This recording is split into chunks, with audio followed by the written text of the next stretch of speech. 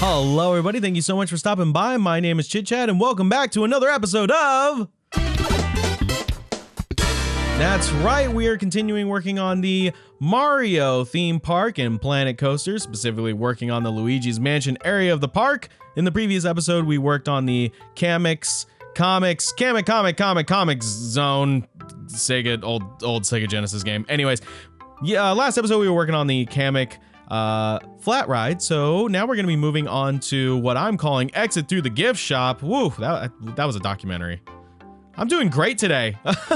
Anyways, so we're working on the gift shop to the Luigi's Mansion ride, just because I thought it would be fun. We haven't done one that has exited through a gift shop, and that seems to be a popular thing for theme park designers to do, which I can complain and compliment at the same time.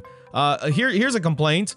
The gift shop exit in the Harry Potter and the Forbidden Journey ride is literally the worst idea ever. The compliment, the store is amazing. The criticism is that the store is amazingly cramped.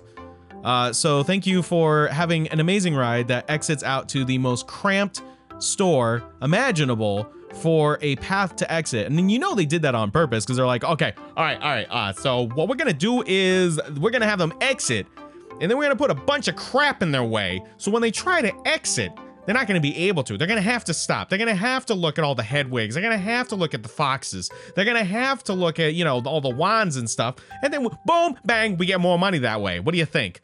Well, I think that's a bad idea as far as traffic control. It seems like there'd be a lot of angry people trying to leave. No. What do you care about more? You care about making money. That's what you want to do, right? Well, we have 10 other stores that are selling Harry Potter merchandise. No. You ain't listening. They're not buying it there, though. That's the problem. Anyways, like I said, I could rant about that one in particular, just because it's so cramped in there, and they have a bajillion of their Harry Potter stores. There's literally the stores from the movie where you can buy the other things, and if you forget, for whatever reason, you forget that you're like, oh man, I should have bought that one thing. Well, guess what? There is a store at the front of the park that has everything in it. Everything.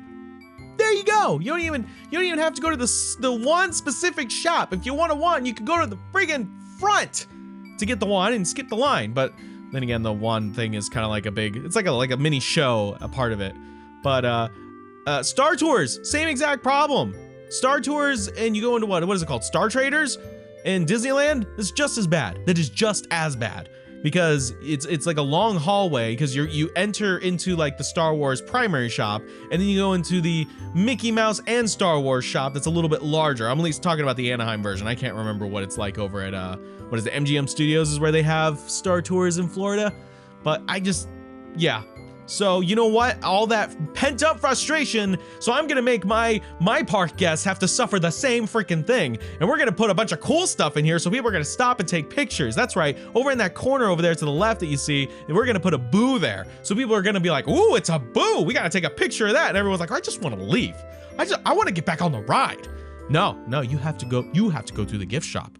And speaking of frustrations, look how many times, I know it seemed really, really fast before that scene transition, but literally that stupid garbage can was 10 minutes of me just trying to get in that one little spot, and it kept no, I want to go to the left. No, I want to go to the right. I'm like, okay, listen, buddy, you are literal trash. So get where I tell you to get.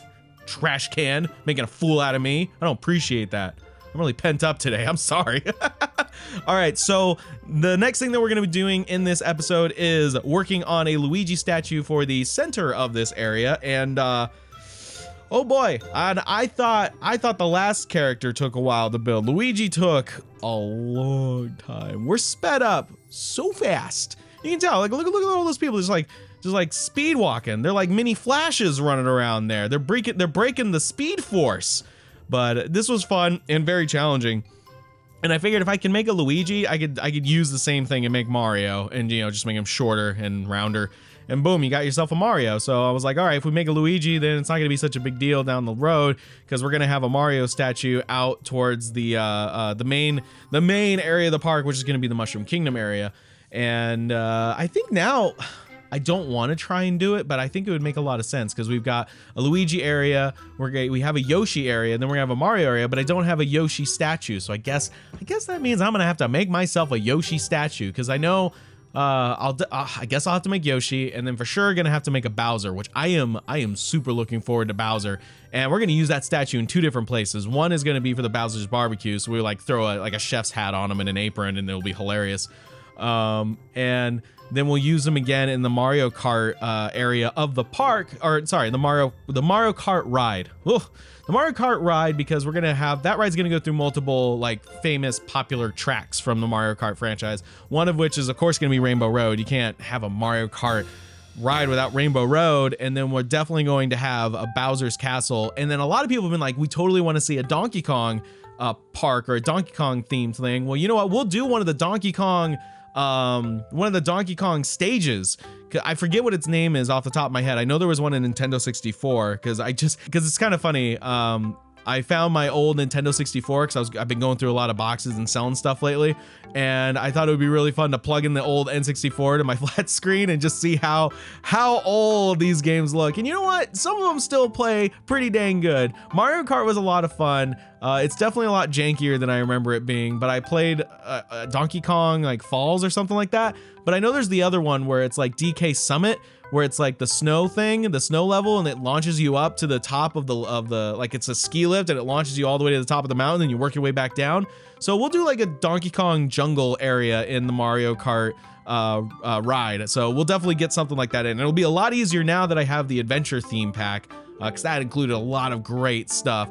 A lot of new plants and like vines and trees, and of course like animals, but I don't know if we'll use the animals just because they're not cartoony at all. So we'll probably just make like some of the villains and just sprinkle them throughout.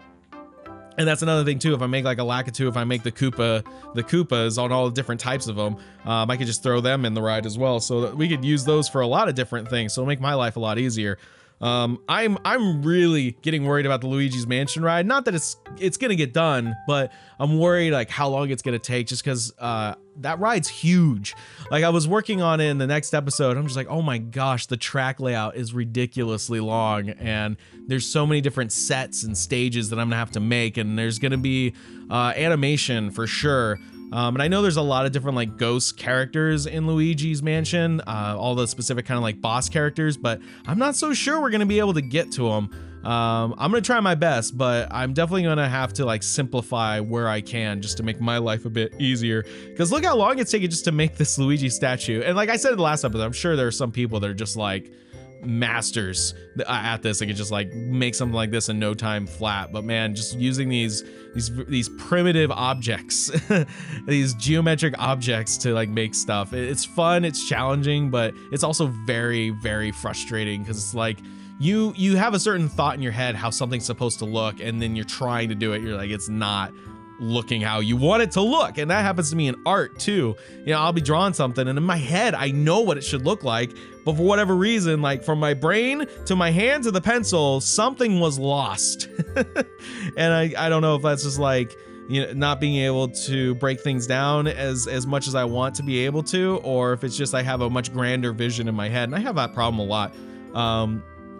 Some of you might like look at my channel throughout its history and all of its uploads and be like, man, Chad's changed things a lot. And that's just because I'm never satisfied with where my skill set is at. And I'm never satisfied with where things are at as far as my creations. And I always want to go back and change things and update things. And it's a process of learning to not do that. Do it when it's absolutely necessary, but not do it to where it is a hindrance on the content creation, which has happened in the past. I've created like new title cards and stuff like that, and it's hindered me from making actual content. And that was one thing that I wanted to do while I was in my hiatus, was that come up with a design and come up with templates and make my life easier by building all this stuff out beforehand. And then when I actually wanted to make content, I would be completely satisfied with how everything looks and never have to really change it again. Because not only does it look okay to me, but it also serves a purpose and a function. So all the stuff that I've done for this kind of like revamping, relaunching, new fresh look for the new year has been like I said, not only a cosmetic thing, but also a practical thing, because the templates are so much easier to work with. Because now that I've been doing this stuff for, you know, about 2+ almost 3 years now, I kind of have an idea of what's been working, at least for me, and what hasn't been. So like creating the templates, whether it's in Premiere or After Effects, or creating, you know, voiceover templates inside of Adobe Audition, so I don't have to edit the audio every single time. I could just like do all the plugins that I have in my effects rack and then just save them out. Or if it's in Premiere, I have all the music ready to go. It's like, hey, you want a spooky theme? Here's a spooky theme. You want, you know, happy-go-lucky music? Here's happy-go-lucky music. So I've got everything kind of like building out. So I'm getting a little bit quicker, and that's something that I'm definitely gonna have to work on, especially with these large videos. And I don't mean large as in like the size of them, or the timing of them, like this is a 15-minute video, this is 20, not like that, but just the scope of the project itself. Because I have to think that, okay, Planet Coaster, it's going to take me like 5 to 6 hours to record one episode, and it's going to take another 2 hours to edit it. And if there's any animation, I have to tack on a couple hours there. And then you have to break down and figure out what else do I have to do in my day. Obviously, I have a day job and all that stuff, so it gets pretty crazy. And like I said, I want to make this stuff consistent because I love doing this stuff. It's fun. So back to Planet Coaster, now that I'm done with my little YouTube spiel.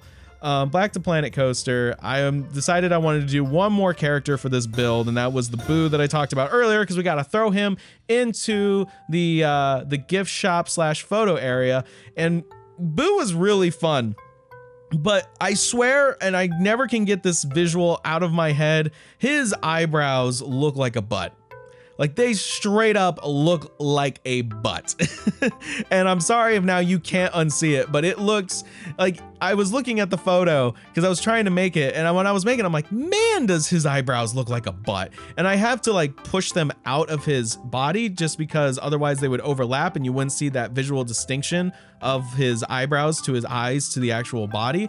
So I was trying my best to like get that as flat as possible, but at the same time you can see it right there that his eyes are slightly overlapping onto his onto the eyebrows. So trying to rotate those so they're just right without the eyebrows extending too much, because if I extended them too much, then he looks like he's got like, you know, shaved horns on top of his head. But when I was building, I'm like, man, his eyebrows look like a butt. So I don't know, I found it kind of amusing. I thought it was funny. I wish there was a way to have more curved objects. So instead of just having like this, whether something's just like a complete sphere or if it's flat, like I want an in between, you know, I want a curved object. That would be really cool. So to have like some of these pieces, especially you're seeing that I'm using the half circle as a mouth. Well, it'd be really awesome to have like a curved version of that. That way I can, you know, have it kind of contour to the shape of his body instead of trying to just fit flat pieces onto round surfaces or, you know, beveled surfaces. It just makes it so much more difficult, and it would just make these characters look so much more believable.